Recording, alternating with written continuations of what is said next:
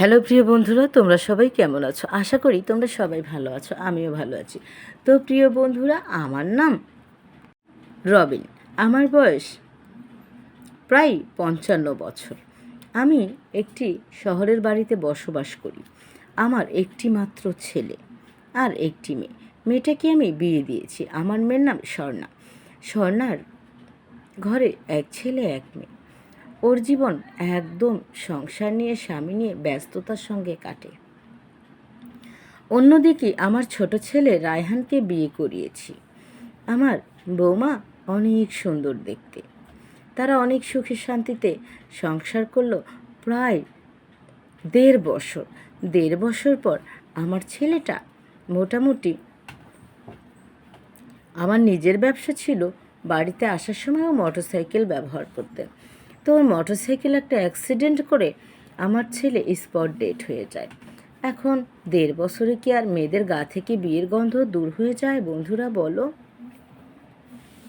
বৌমা তো হতাশ, কান্নাকাটি, কি আর বলবো তোমাদের। বৌমার মুখের দিকে নীরব দৃষ্টিতে শুধু তাকিয়ে থাকি আর ভাবি আমার বয়স 55। কখন না জানি আমারও ডাক চলে আসার আমিও চলে যাই। কি করব আমি বৌমার জন্য? আমার বৌমার নাম ছিল রূপালী। নাম শুধু রূপালী নয়, দেখতেও একদম রূপবতী। তো প্রিয় বন্ধুরা,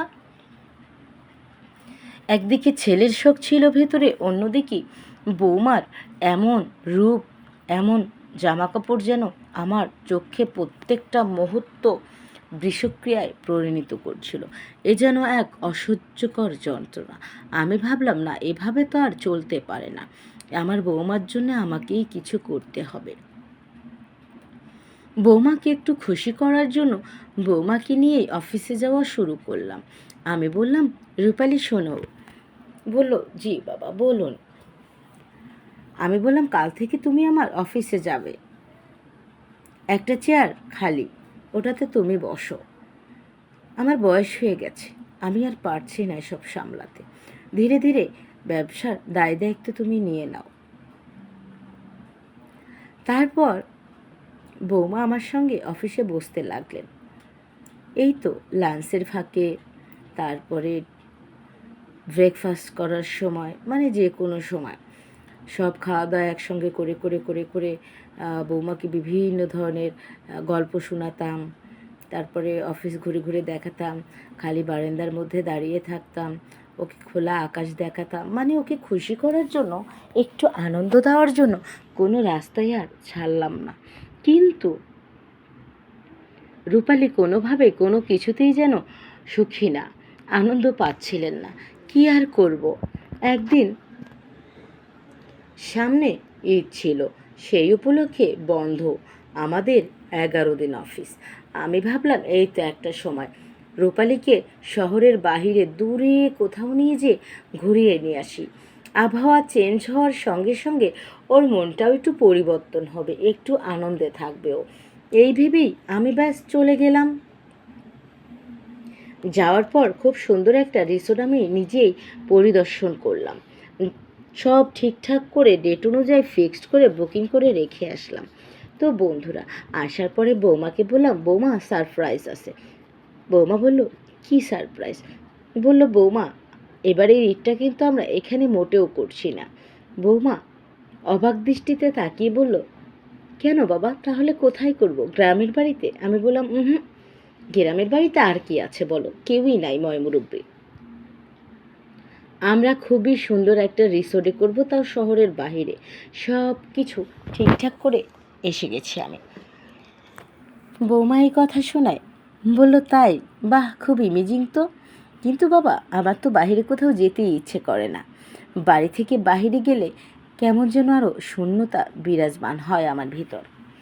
মনে হয় এখানে ওখানে আপনার ছেলের স্পর্শ নেই, কিন্তু এই বাড়িতে তো আপনার ছেলের স্পর্শ সমস্ত জায়গায় আছে। তাই বাড়িটা রেখে কোথাও যেতে ইচ্ছে করে না। অফিসেও ওর স্পর্শ আছে, তাই আমি অফিসেও যাই। আমি বৌমাকে বুঝিয়ে বললাম, বৌমা শোনো, পৃথিবী থেকে চলে যাওয়া হচ্ছে চিরন্তর সত্য। হ্যাঁ, তবে তুমি সেই একটার মধ্যে আটকিয়ে থাকাও কেমন? হ্যাঁ, ভিতরে ভিতরে মনে সারা জীবনই থাকবে, ভোলা কখনোই সম্ভব নয়, কারণ সে তোমার লাইফ পার্টনার ছিল। তবে হ্যাঁ, একটা কথা মনে রেখো, সে তোমার লাইফ পার্টনার পরে, আগে কিন্তু আমার ছেলে, আমি তাকে জন্ম দিয়েছি। আমার কি তার জন্য কষ্ট হয় না? তাই বলে কি আমি আমার বাদবাকি দায় দায়িত্ব সব শেষ করে দেবো বৌমা, বলো তো? তো আমিও আমার নিজের কষ্টটা হালকা করার জন্যই একটু বাহিরে যাব।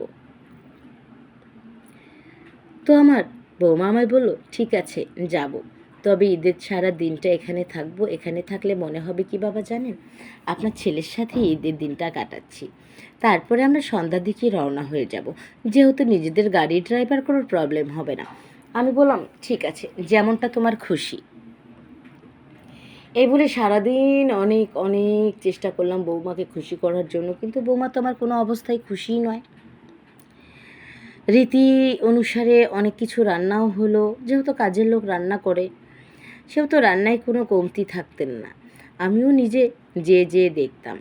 আমারও বউ মারা গেছে আজকে কত বছর। তো কী আর বলবো বন্ধুরা, সেই থেকে ছেলে মেয়ের মুখের দিকে তাকিয়ে বিয়েই করিনি। তো শেষ পর্যন্ত ছেলে মেয়েও মধ্যে ছেলে তো চলেই গেল, মেয়েটা অনেক অনেক ভালো আছে। যাই হোক, এখন বৌমাকে তো নিজের মেয়ে হিসেবেই এনেছি, তাকে তো ভালো রাখা, তার ভালো মন্দ দেখা সবটাই আমার দায়িত্ব। এর মধ্যে বৌমার বাড়ি থেকে অনেকবার কল এসেছে তাকে নিয়ে যাবে। বৌমা কেন যেন যেতে চায় না এই বাড়ি ছেড়ে, আমিও কখনো ওকে যেতে দিই না। তো এই গেল, যাওয়ার পরে একটু সেমাই খাও, একটু পায়েস খাও, কিছুই খাবে না সে। জোর করে 2 চামচ মুখে দিলাম, অঝরে কাঁদছিল। প্রতিদিন আমার স্বামী কত সযত্নে আমাকে নাস্তা করার সময় একবার প্রথমে তুলে খাওয়াতেন, আর সে নেই, কত কষ্টে কাঁদছে, মানে এই সব ভেবেই কাঁদছিল। আমি অনুভব করতে পারছিলাম। আমি চোখের পানি মুছে দিয়ে বললাম, বোকা মেয়ে, আমি আছি না। এই বলে চামিচ দিয়ে সেমাই তুলে তুলে গালে তুলে দিলাম, সে খেতে লাগলো বন্ধুরা। খাওয়ার পরে ব্যাস টুকিটাকি এটা ওটা করতে করতেই দিন পার। বের হয়ে পড়লাম 5টার দিকে রিসোর্টে যাওয়ার জন্য।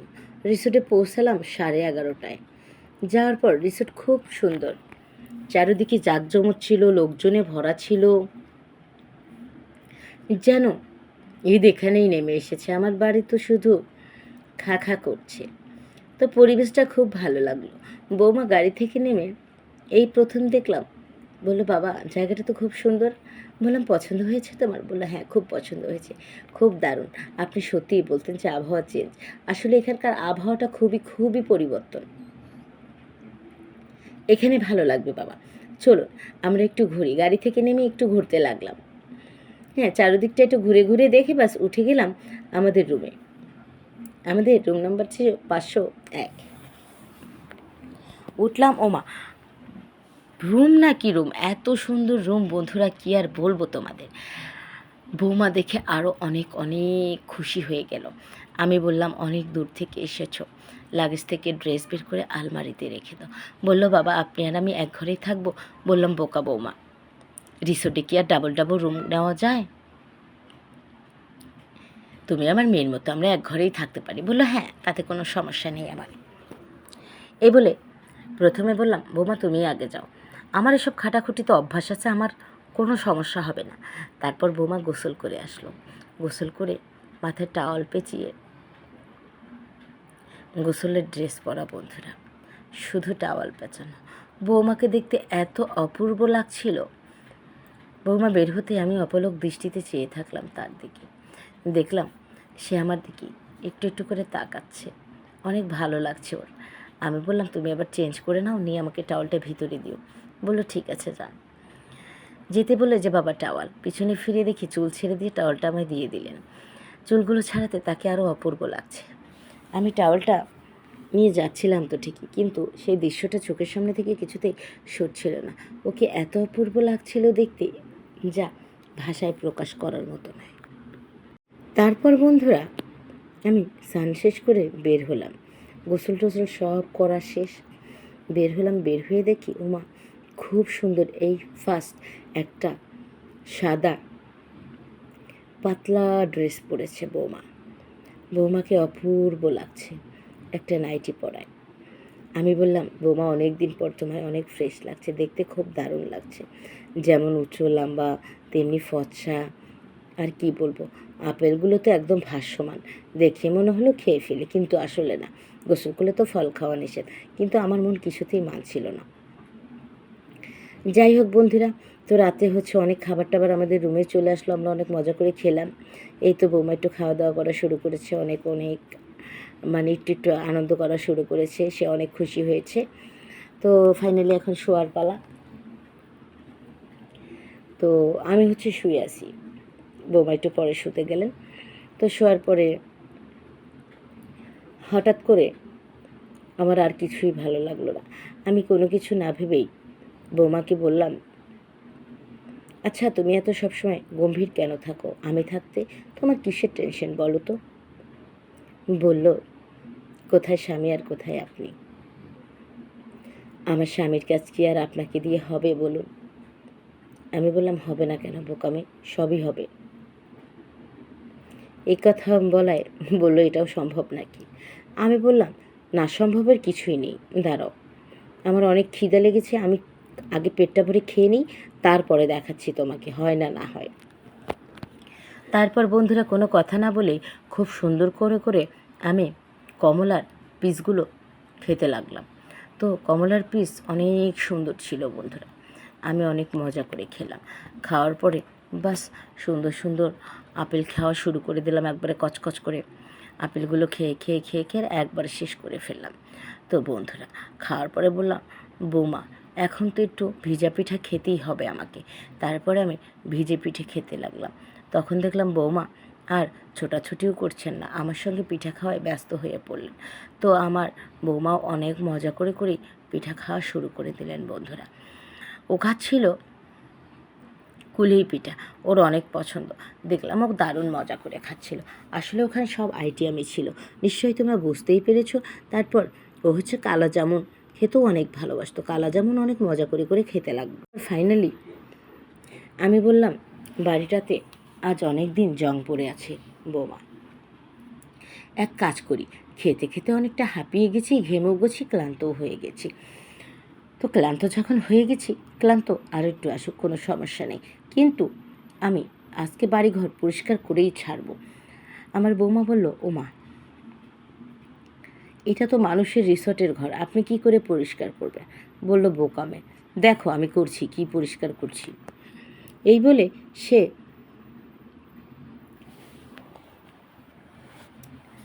আর কোনো বাধা দিলেন না। আমি সুন্দর করে আমার ঘর পরিষ্কারের কাজটা অব্যাহত রাখলাম, অনেক সুন্দর করে করে ঘরটাকে পরিষ্কার করলাম বন্ধুরা। জানো মানে কি বলবো, জং পড়ে গিয়েছিল, কিছুতেই মুছতে পারছিলাম না চারোদিকে। মানে ঘর মোছা যে স্ট্যান্ডটা ছিল ওটা দিয়ে তো চারোদিকে ঘুরবো, ঘুরে ঘুরে মুছবো, তাই না? কিন্তু মুছতে পারছিলাম, প্রচণ্ড দরজায় জং পড়ে গিয়েছিল। তো এগুলো মনে করো জং ছাড়াতে ছাড়াতে বেশ কিছু সময় চলে গেল, তারপরে ফাইনালি জং ছাড়ানো হয়ে গেল দরজার। তারপরে মোটামুটি আমি খুব সুন্দর করে ঘরের ফ্লোর একদম ঘষে ঘষে ডলে মেজে পরিষ্কার করে দিলাম অনেকটা সময় ধরে। তো বৌমা আমার কাজ দেখে অনেক অনেক আনন্দ এবং খুশি হয়ে গেল। এই প্রথম দেখলাম বৌমার মুখে হাসি। আমি যে কাজ করছিলাম আমার কাজ দেখে সে অনেক খুশি হয়ে গেল। পাশাপাশি বৌমার এই খুশি ধরে রাখার জন্য আমি অনেক কিছু করলাম। তো আমি ওখানে মোট 7 দিন ছিলাম। 7 দিন থাকার পরে আমি অনেক চেষ্টা করেছি, প্রতিদিনই আমি বৌমার কাজ করে দিতাম। তারপরে ওরে গালে তুলে তুলে খাইয়ে দিতাম, কুলি পিঠা খাইয়ে দিতাম, কালো জামুন খাইয়ে দিতাম। ও আমাকেও গালে তুলে তুলে একদম আপেল খাইয়ে দিত, তারপরে কমলার কোয়াগুলো খাইয়ে দিতেন, ভেজা পিঠা খাইয়ে দিতেন, অনেক মজা করে করে খাওয়া দাওয়া হতো আমাদের। তো নিশ্চয়ই তোমরা বুঝতে পেরেছো বন্ধুরা, ইউটিউবের অনেক কড়া নিয়ম থাকার কারণে তেমন কিছু ভেঙে বলা সম্ভব নয়, তাই ওভাবেই বলতে হলো। তো সবাই ভালো থেকো, আর গল্পটা কেমন লাগলো তার জন্য সুন্দর একটা কমেন্ট রেখে যাও। পরবর্তী নতুন গল্প নিয়ে আসবো। আজকে এখানেই বিদায় নিচ্ছি, দেখা হচ্ছে পরবর্তী গল্পের সাথে। গল্প ভালো লাগলে like, comment, share and subscribe করে পাশে থাকা নোটিফিকেশন বেলটি বাজিয়ে দিও। আজকে এখানেই বিদায় নিচ্ছি।